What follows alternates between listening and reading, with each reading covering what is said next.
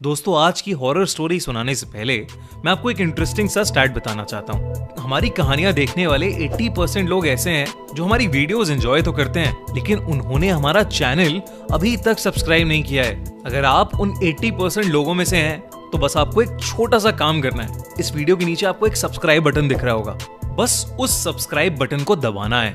बस इतना सा काम करना है आपको, और लगे हाथों बेल आइकन भी प्रेस कर देना, ताकि हमारी लेटेस्ट वीडियो आते ही आपको सबसे पहले पता चले।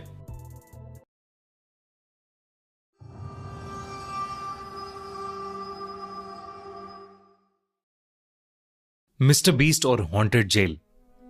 दोस्तों, अगर आप YouTube पर वीडियोस देखते हैं तो आप मिस्टर बीस्ट को तो जरूर जानते होंगे।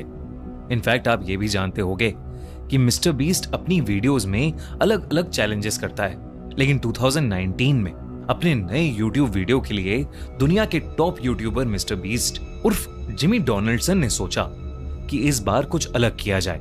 किसी वीराने जंगल या आइलैंड के बजाय मिस्टर बीस्ट ने डिसाइड किया कि वो इस बार अपने दोस्तों के साथ दुनिया की सबसे हॉन्टेड माने जाने वाली जगह जाएंगे और वहां वो अपनी टीम के साथ 24 घंटे बिताएंगे। Tariq, Chandler, Connor, Chris, Josh और जेक इस चैलेंज के लिए तैयार तो थे, लेकिन डरे हुए भी थे। उन्होंने गोस्ट हंटिंग का इक्विपमेंट जैसे EMF meter, infrared meter, night vision cameras, ढेर सारी बैटरीज, फ्लैशलाइट्स और वॉकी टॉकीज पैक किए और चल पड़े ओहायो स्टेट पेनिटेंशियरी, अमेरिका का ऐसा प्रिजन, एक ऐसी जेल जो सालों से बंद पड़ी है और जिसे लोग दुनिया की सबसे हॉन्टेड जगहों में से एक मानते हैं। जेल के अंदर घुसते ही उन्हें समझ आ गया कि लोग इस जगह को इतना डरावना क्यों कहते हैं। 2.5 लाख स्क्वायर फीट में फैला हुआ 6th फ्लोर का ये बड़ा सा प्रिजन 100 जेल सेल्स के साथ बेहद डरावना लग रहा था।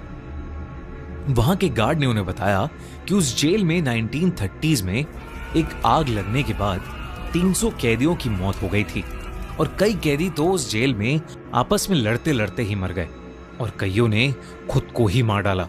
कहते हैं कि उनमें से कई कैदियों की आत्माएं आज भी उस जेल में भटकती हैं।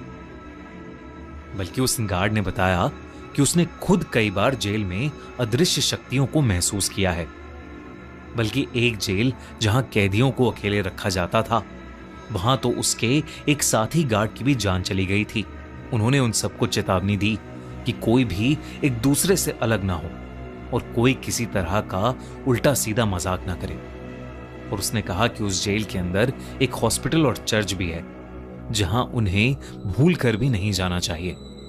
मिस्टर बीस्ट और उनकी टीम ये सब बातें सुनकर थोड़ा घबरा तो गए थे, लेकिन फिर भी वो हिम्मत करके अपना कैमरा लिए अंदर चले गए। उनका मकसद था ये देखना कि वहां सच में आत्माएं हैं या नहीं, और अगर आत्माएं हैं तो उस जगह पर 24 घंटे बिताने का चैलेंज पूरा करना। जब उन्होंने अंदर जाकर अपने पैरानॉर्मल डिवाइसेस ऑन किए तो एकदम से बीप की आवाज आई और उनके EMF मीटर पर लाइट्स ब्लिंक करने लगी, जिसका मतलब था कि स्पिरिट्स उनके आसपास थीं। सब थोड़ा सा डर गए। प्रिजन के एक पार्ट को देखने के बाद वो मेन हॉल तक पहुंचे और अपना बेस कैंप वहां बना लिया, क्योंकि वो काफी बड़ा था और एंट्रेंस के पास भी था। फिर मिस्टर बीस्ट ने कहा कि उन्हें वापस अलग अलग होकर उस जगह को फिर से देखना चाहिए। डिसाइड हुआ कि चैंडलर, मिस्टर बीस्ट और जॉश हॉस्पिटल को एक्सप्लोर करेंगे और क्रिस, जेक, कॉनर और तारिक सॉलिटरी कन्फाइनमेंट को, वही जेल जहां कैदियों को अकेले बंद करके रखा जाता था।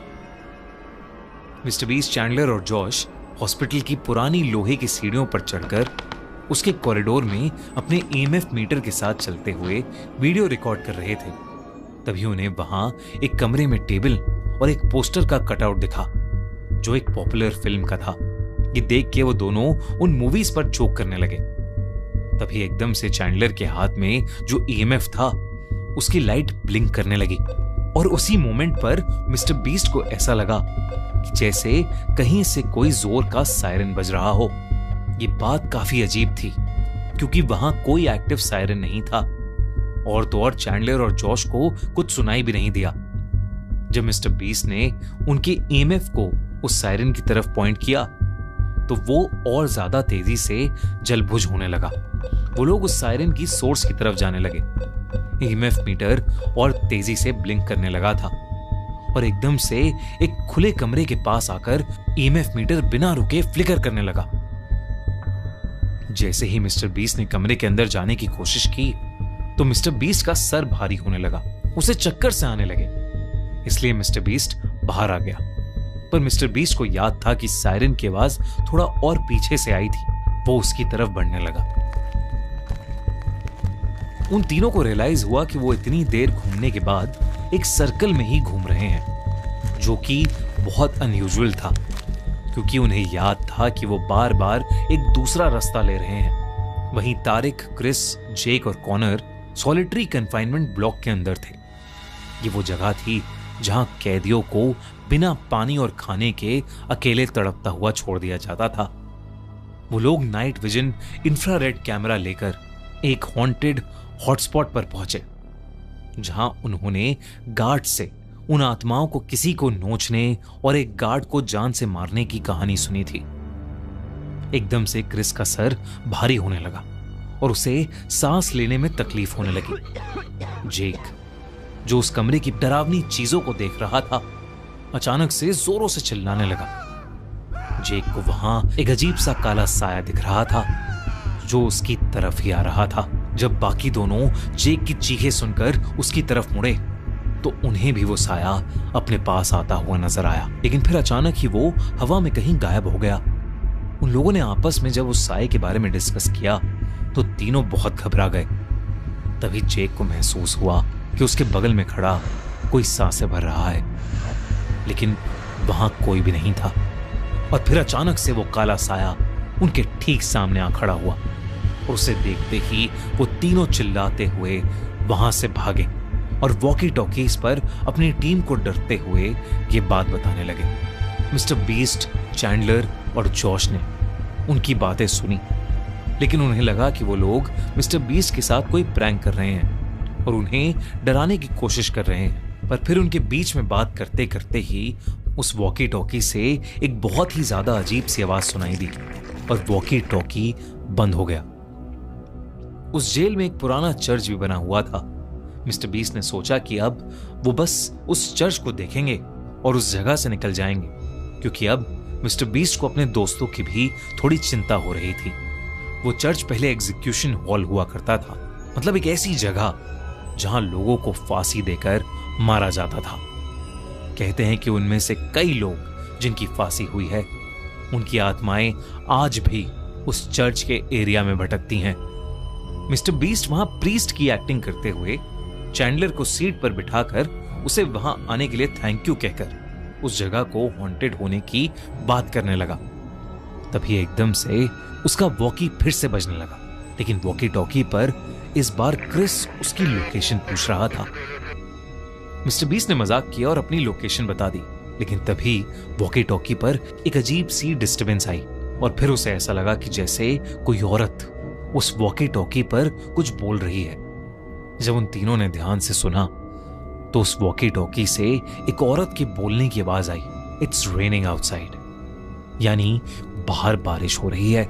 और यह आवाज उन तीनों को नॉर्मल औरत की नहीं लग रही थी, बल्कि बेहद डरावनी लग रही थी। बल्कि चैंडलर को तो ऐसा लग रहा था कि जैसे वो औरत एक अजीब ढंग से हंस भी रही है। और फिर अचानक ही वो आवाज आनी बंद हो गई।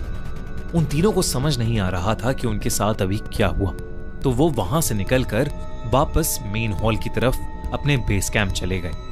लेकिन तभी उन्होंने नोटिस किया कि बाहर तेज बारिश शुरू हो गई है और बिजली कड़कने की आवाजें भी आ रही हैं। चैंडलर और जॉश तो काफी डर गए थे, लेकिन मिस्टर बीस्ट को ये सब देखकर मजा आ रहा था और मिस्टर बीस्ट के दिमाग में कुछ और ही चल रहा था। क्या चल रहा था मिस्टर बीस्ट के दिमाग में और क्या हुआ मिस्टर बीस्ट के दोस्तों के साथ जिन्हें वो काला साया दिखा था? इस कहानी का अगला पार्ट ऑलरेडी लाइव हो चुका है स्पॉटिफाई पर हमारे podcast the horror show by खूनी मंडे पर, तो जल्दी से जाओ और हमारा पॉडकास्ट सुनो, वरना अगले हफ्ते का इंतजार करो और देखो mister beast horror story part 2। और हमारे क्राइम चैनल पर हमारी नई स्टोरी रेणुका स्वामी मर्डर केस चेकआउट जरूर करना। हमने पूरी स्टोरी एक्सप्लेन की है कि कैसे एक पॉपुलर फिल्म सुपरस्टार ने अपने सबसे बड़े फैन की जान ले ली। इस केस को बिल्कुल भी मिस मत करना और साथ ही क्राइम शो को भी सब्सक्राइब करना मिस मत करना। और अगर आपको ये वीडियो अच्छी लगी तो हमारा चैनल खूनी मंडे सब्सक्राइब करना बिल्कुल मत भूलना।